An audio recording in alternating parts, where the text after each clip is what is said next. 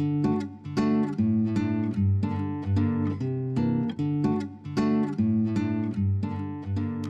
was born in Bellaire, Ohio, which is a small town on the Ohio River in eastern Ohio, across the river from Wheeling, West Virginia. I went to Catholic grade school and high school that was on an intersection of a T road. The church was at the top of the T, and the town funeral home was right next door to the church. So for 12 years of school, when other kids were playing on the playground, I was watching funerals. This is the early 60s, the big black cars, the solemnity of the procession over, and was always kind of fascinated by that. He remembers sitting, looking out the window at the Bachneck Funeral Home next door and watching the funerals every day, and he knew right then that he wanted to be a funeral director. I do think of this as a calling, much like to the ministry. It's just something that you want to do or have a need to do or a feeling that you want to do. After high school, I went to the Cincinnati College of Mortuary Science, and when I graduated from there, I was looking for a job, and a funeral home from Fostoria had written to school and said they needed someone. I worked there 8 years, and during the time I was there, I met my wife, who was a student at Ohio State. We had a son when we lived in Fostoria, and he was 22 months old, and I was expecting another baby, and we found out that there was a funeral home for sale in Shelby, Ohio, and how could that possibly be? I wanted to own my own place, and we said, gee, that's my wife's hometown. So we moved, we bought a funeral home, we had a baby, and we did it all in just a couple weeks. My marriage has lasted, so my wife and I have been partners in all this and been together. We're together pretty much 24. We lived at the funeral home for 32 years. We lived upstairs in the apartment. It was a learning process of owning your own business, learning to juggle your family life. We were both young funeral director families. We were living above our funeral home. They were living above their funeral home. We each had 2 children at that time. They ultimately had 3, but that's pretty unusual to have families growing up above the funeral home, although my husband grew up above the funeral home. It is a different lifestyle. It was convenient because we were here all the time, and the nature of the business, we were on call, but it also had those disadvantages too, that you never had any time that was your own. When we're on call 24 hours a day, 7 days a week, and our first 28 years till we brought Jake Penwell onto the firm, we never took a vacation because I just felt a responsibility that if someone called us, that we had to be here for them. And if you look around the different people that have been successful, I think they'll all say it takes more than 8 hours a day, 5 days a week to be successful. You know, our business is unique. We work together on regular business hours, and we leave work, and it's not long after that we're right back because we got a call. And then we work all night. You know, if somebody dies at 2 o'clock in the morning, we get up and go. Everything we do for a funeral, you do for a wedding. When you say, I'm going to get married, where are we going to have this wedding? Where are we going to have our reception? What are we going to wear? What kind of food are we going to have? You know, those kinds of things. And you do the same thing for a funeral. You're sending out your announcements, you get the obituary in the paper, you have to figure out what that person's going to wear, and you have to figure out how to get all the people here for the funeral, just like you do for all the people that are going to be in the wedding. When you have a funeral, you do it in a couple days' time. Those are the deadline issues that we all have. In our profession, the majority of our work is done in privacy. Now, privacy between us and a family, privacy between us in the prep room, making mom look like mom, which is so very important, because if you don't go back to your basics in this business, of that basic principle of caring for the dead the way they should be cared for, we've missed everything.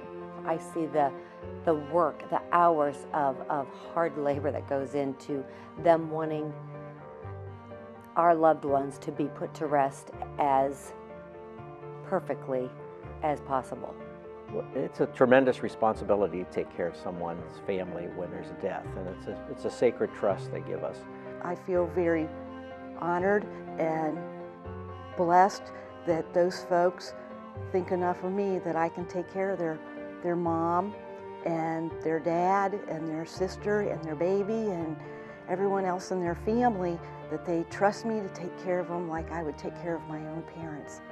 I had a bigger effect on them than they did on me, in terms of, you know, just being there and consoling and, you know, opening up the door for people as they walked in, greeting them, taking their coats.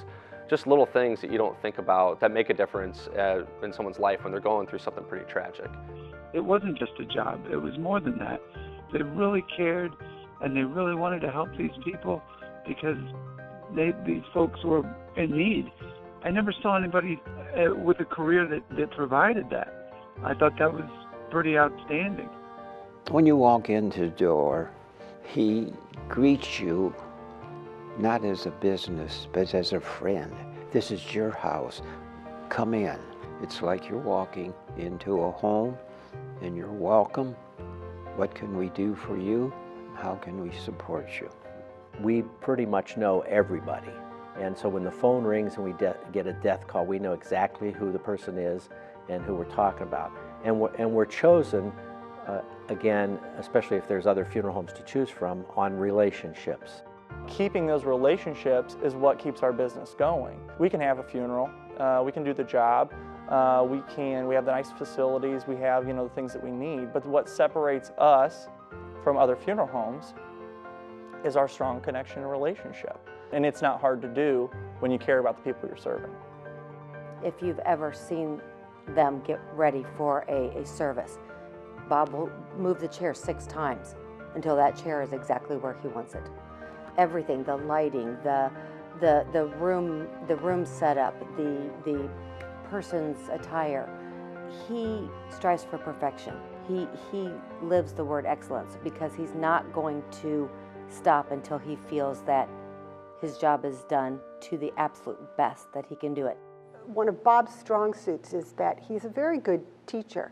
He tells what's the necessary reasoning behind it and the values that are behind it. If you're going to do this job, whatever the job is that he's showing someone, he explains why it's important, what the moral part of it is that's unspoken.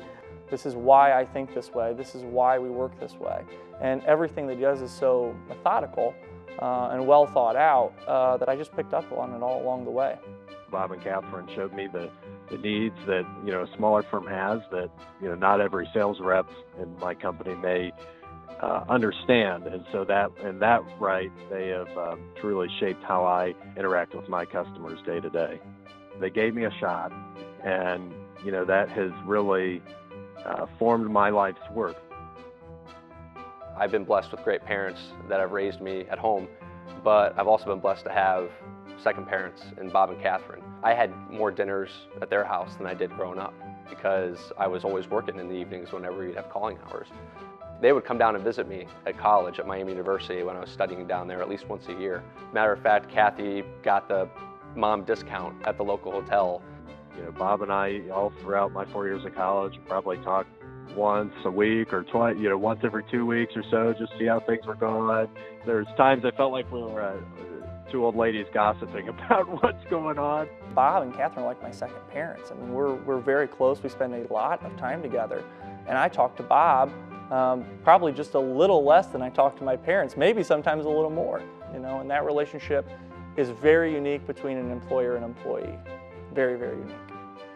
I've watched other businesses in town, whether they be restaurants or factories or whatever, and it all comes down to a dedication to what you do, hard work, and a commitment to the people you serve, and people have been good to you.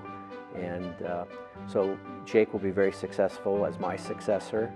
Over time, Bob and Catherine have groomed me to take over their business, to care for their families the way that they always have, and the way that they would want their families to be cared for. Because of what Bob and Catherine have taught me over all these years, it's very simple and easy and smooth transition for us. We have no worries about it at all. It'll be great.